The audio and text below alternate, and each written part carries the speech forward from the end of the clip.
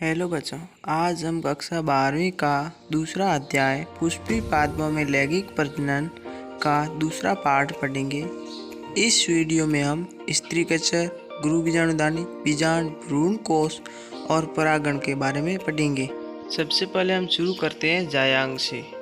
जायांग पुष्प के स्त्री जनन अंग का प्रतिनिधित्व करता है। जायांग के बारे में आप इस चित्र से जायजा ले सकते हैं। जायांग को भी दो भागों में बांटा है, एकांडपी और बहुअंडपी। एकांडपी में एक स्त्री केसर होता है और बहुअंडपी में बहुत सारे स्त्री केसर होते हैं। अब हम स्त्री केसर की संरचना के बारे में पढ़ेंगे। यह एक स्त्री केसर की संरचना है जिसमें से एक बीच में काट लिया गया है, जिसमें ऊपरी भाग वर्तिकाग्र यानी सिग्मा और नीचे पतली नुमा उसे वर्तिका यानी स्टाइल और नीचे उभरा हुआ भाग अंडाशय जिसे इंग्लिश में ऑवरी कहते हैं। ये तीन स्त्री केसर के महत्वपूर्ण भाग हैं और इसी अंडाशय में अपरानाड़ यानी कि अपरानाड़ से बीजांड जुड़ा हुआ होता है। इसके बीज में एक बीजांड होता है। बीजांड यानी भ्रूण बीजाणुधानी। बीजांड की संरचना कुछ इस प्रकार की होती है, जिसमें ऊपरी भाग फनिकर, उसके थोड़ा नीचे आइलम और बीच में जो खुला स्थान बीजांड काय और बीच में भ्रूण कोश, सबसे नीचे कैलेजल और दाईं और ऊपरी परत बीजांड द्वार होता है और उसके नीचे बीजांड द्वार शिरा और उसके नीचे बाह्य आवरण और उसके नीचे अंत आवरण होता है। अब हम गुरु बीजाणु की परिभाषा पढ़ते हैं। गुरु बीजाणु जनन। गुरु बीजाणु जनन मात्र कोशिकाओं से गुरु बीजाणुओं की रचना का प्रक्रम को गुरु बीजाणु जनन कहते हैं। यानी कि बीजाणु जनन कोशिका के बिना विभाजन किए गुरु बीजाणु कोशिका की तरह कार्य करने लगता है।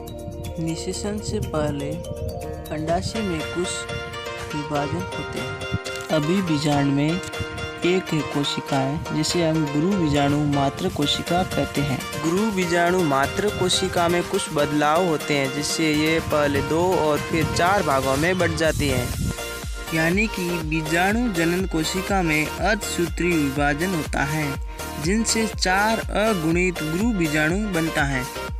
उसके बाद में इनमें 3 गुरु बीजाणु नष्ट हो जाता है, सिर्फ एक क्रियाशील रहता है। क्रियाशील गुरु बीजाणु समसूत्री विभाजन द्वारा 2 कोशिका बना लेता है और फिर इनमें फिर से समसूत्री विभाजन होता है तथा ये दोनों कोशिकाएं विभाजित होकर 4 कोशिकाएं बना लेती है और फिर इनमें समसूत्री विभाजन होता है, जिससे कुल 8 कोशिकाओं का निर्माण होता है, जिसे भ्रूण कहते हैं। उसके बाद में इन 8 पर कोशिका भित्ति लग जाती है। उसके बाद में ये कोशिकाएं 3 भागों में बन जाती है। पहले ऊपर वाले भाग को प्रतिव्यासांत कहते हैं और बीच वाले को ध्रुवीय केंद्रक और नीचे बीच में लाल रंग वाले को अंड और उसके दोनों तरफ की कोशिकाओं को सहायक कोशिकाएं कहते हैं। मादा युग्मोद्भिद या भ्रूण कोश का यह एनसीईआरटी किताब का चित्र है, जिसको देखकर आप समझ सकते हैं। इनमें 8 न्यूक्लीकृत प्रस्तुत 7 कोशिकाएं।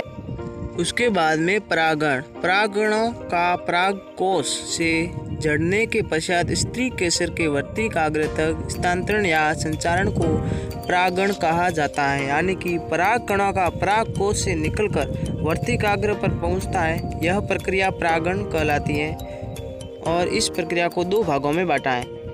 पहला प्रकार है स्वपरागण और दूसरा परपरागण। पहला है परागण का प्रकार परपरागण।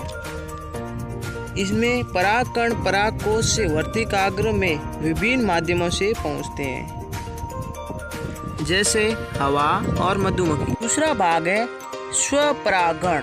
परागकण जब स्वयं परागकोश में निकलकर वर्तिकाग्र पर पहुंचता है तो इसे स्वपरागण कहते हैं। इसमें देखिए, पहला ए है स्वयुग्मन और बी है सजात पुष्पी परागण और सी है परनिषेचन। इस वीडियो में हमने सीखा एनसीईआरटी कक्षा 12 बायोलॉजी बुक। इसमें स्त्री कचर, गुरु बीजाणुधानी यानी बीजांड, भ्रूण कोश और परागण के बारे में पढ़ा। अगली वीडियो में परागण के प्रकारक, बहिः प्रजनन युक्तियाँ पढ़ेंगे।